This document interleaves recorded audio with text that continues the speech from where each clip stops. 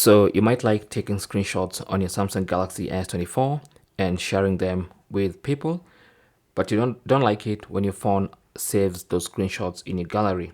So I'll be showing you how to enable a setting that automatically deletes screenshots once you share them. So go to settings.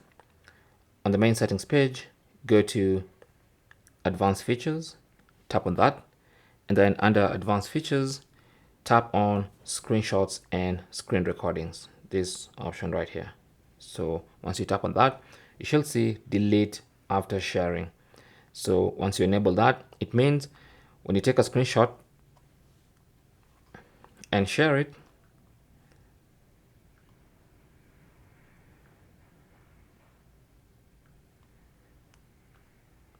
that screenshot will be automatically deleted and not saved in your gallery, as you can see.